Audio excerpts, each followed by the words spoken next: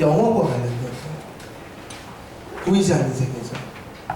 그래서 하나님께서 인간을 무엇을 따라 지으셨다? 하나님의 형상을 따라.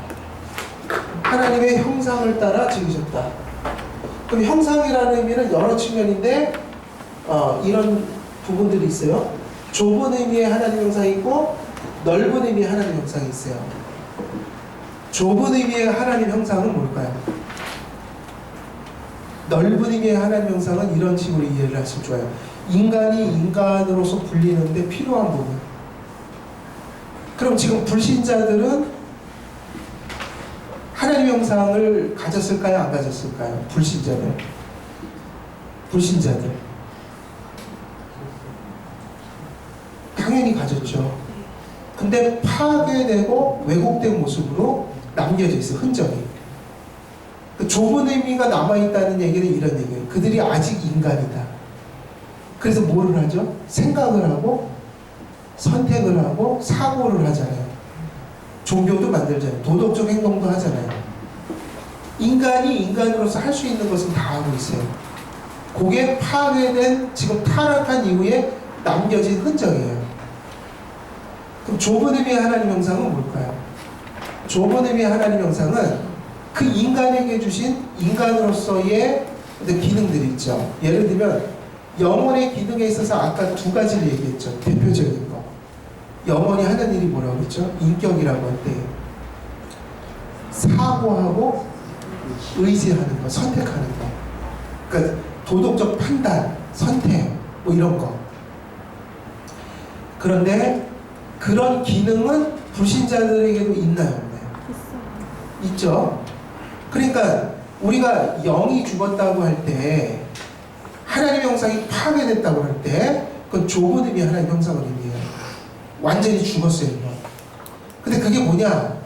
그럼 우리가 죽은 영혼 살립시다 할 때 불신자들에게 영혼이 지금 있어요, 없어요? 그리고 활동도 해요, 안 해요? 그러니까 그게 없다는 얘기가 아니에요. 이성도 있고 그 사람들도 의지도 다 있어요. 영혼이 있어요. 존재는. 근데 뭐가 없냐면 영혼의 올바름이라는 부분이 죽었어요. 그러니까 이 하나님 형상의 좁은 의미는 뭐냐면 이 원의라고 얘기해요. 원의. 근데 그걸 어떻게 표현하냐면 거룩이나 의나 참된 지식과 같은 걸 의미해요. 하나님께서 영혼만 만드신 게 아니라 사람의 영혼 속에 처음에 지으실 때 뭘 주셨냐면 이 좁은 의미의 하나님의 형상이라는 의미에서 거룩을 주셨고요. 그리고 의로움을 주셨고요. 그리고 참된 하나님을 아는 지식을 주셨어요. 그래서 타락하기 전에 아담은 영혼도 있었지만 영혼의 모두 가지고 있는 거죠. 일종의 거룩과 의와 참된 지식이라는 올바름을 가지고 있었어요. 그게 생명과 같은 거예요. 그게 있어야 하나님을 바로 알고 그게 있어야 하나님께 순종할 수 있거든요. 근데 타락할 때 뭐가 죽었다고요? 영혼 자체가 죽은 게 아니라 영혼 안에 있는 뭐가 죽었죠? 거룩과 의와 참된 지식이 죽었어요.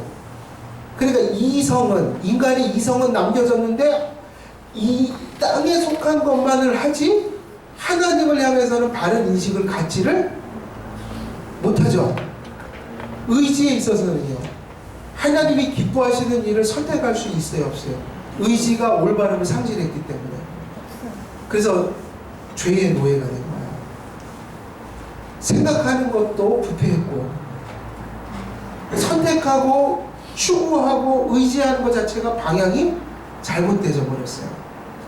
그래서 하나님을 순종하지 못해요. 불신자들은. 그를 사랑하지 못해요. 그를 바로 알지 못해요. 그를 바로 알고 그를 순종하고 그를 믿고 그를 사랑하려면 어떻게 해야 되죠? 뭐를 해야 돼요? 생명을 받아야 돼요. 하늘의 생명을. 그걸 가리켜 뭐라고 그러죠? 거듭남, 중생. 중생은 성령이 그 죽은 우리의 영혼 속에 있는 그 생명을 다시 심는 순간에 우리 안에 뭐가 회복되죠? 의지의 올바름이. 사고의 올바름이, 생명이라고, 하나님의 형상의 회복이라고 얘기해도 돼요. 그런 것이 회복된다. 그러니까 불신자들은 도덕적인 행동까지는 해도 하나님을 사랑해서 하지는 못해요. 그걸 가리켜 뭐라고 하냐면 허물과 죄로 죽었었던 너희들은. 우리도 예수님 믿기 전에 그 부분이 다 죽어 있었어요. 그래서 하나님을 믿지 않았어요. 그를 사랑하지 않았어요. 그를 순종하는 건 불가능했어요. 지금도 죄성이 남아서 우리는 완전하지 않지만 그것이 작든 크든 회복은 있어요. 이게 인간론에 있어서 제일 중요한 부분이에요. 그러니까 하나님의 형상의 좁은 의미가 뭐라고 했죠? 거룩과 의와 참된 지식을, 그것을 원이라고 부르는 그것이 좁은 의미 하나님의 형상이다. 하나님이 우리를 지으실 때 넓은 의미와 좁은 의미를 다 동시에 주셨어요. 타락할 때 완전히 사라진 건 뭐예요? 완전히 사라진 거. 좁은 의미 하나님의 형상은 완전히 죽었어요. 그러나 노는 파괴됐지만 일그러진 모습으로 살아있다고요? 넓은 의미 하나님의 형상. 그래서 인간이라고 불러요. 아직도 불신자들은.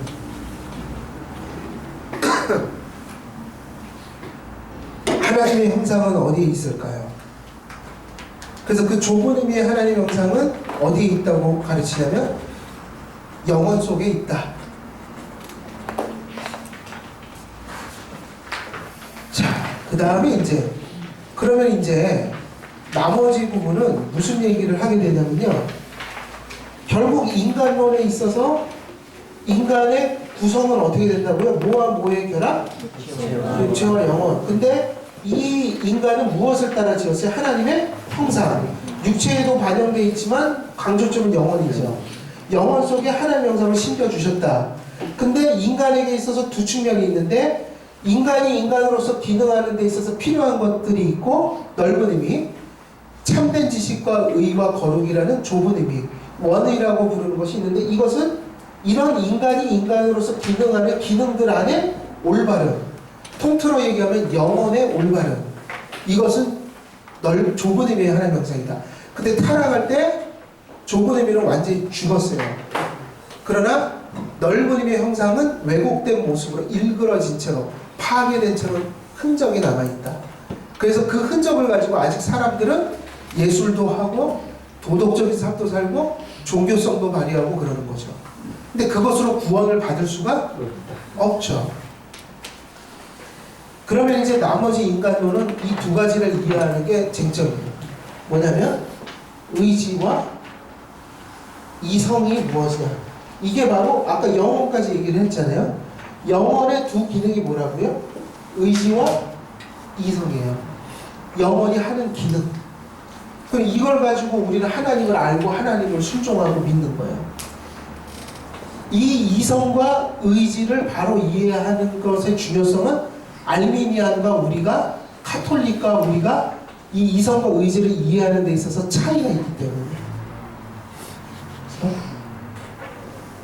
그래서 이제 시간이 거의 다 됐는데 어떻게 할까요? 마무리? 내일부터 이어서 할까요?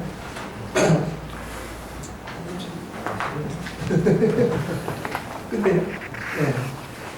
그러면 내일은요, 이 이성과 의지에 관해서 계속 이어서 강의를 내일 하겠습니다. 그리고 내일은 글쎄요, 끝나는 게 어디서 끝날지는 모르겠어요. 저도 지금 마지막까지 가는 거는 이제 쉽지는 않을 것 같은데, 그래도 어쨌든 지금까지 된 얘기들이 서론적인 부분은 되게 중요한 얘기였고, 그리고 인간론에 있어서 이성과 의지를 이해하는 것은 은총과 타락과 구원을 이해하는 데서 중요한 부분들이라, 아마 이 이성과 의지, 그리고 그리스도의 속죄, 그리고 구원에 관한 데까지만 해도 뭐 많이 좀 다루게 된 것 같아요. 칼빈을 이해하는 데 있어서 중요한 상황들이라서. 그리고 이제 만약에 이제 중간에 잘리면 글쎄 뭐 또 다음 기회에 뭐 허락해 주시면 또 언제 한번 뵙고 하든지, 어쨌든 뭐 그거는 나중에 고민을 하도록 하고요. 오늘은 여기까지 하고 그러니까 오늘은 어디까지 했죠? 인간론까지 한 거예요. 그러니까 서론, 계시관, 성경까지 했고, 그리고 창조했죠. 아니 창조가 아니라 신론, 존재론적, 경세적 삼위일체. 그래서 삼위일체 했고 경륜적 삼위일체 했고 그럼 신론을 끝낸 거죠. 근데 창조 안에서 지금 인간의 창조를 다루고 있으니까 사실은 인간론을 지금 본격적으로 다룬 거예요. 또 창조라는 카테고리 안에서. 그래서 이제 우리가 내일 마무리 지을 부분은 이성과 의지라는 인간의 영혼이 갖는 의미, 그 부분을 이제 시작하면서 또 뒷부분을 하도록 하겠습니다. 그러면 제가 기도하고 마치도록 하겠습니다. 하나님 아버지,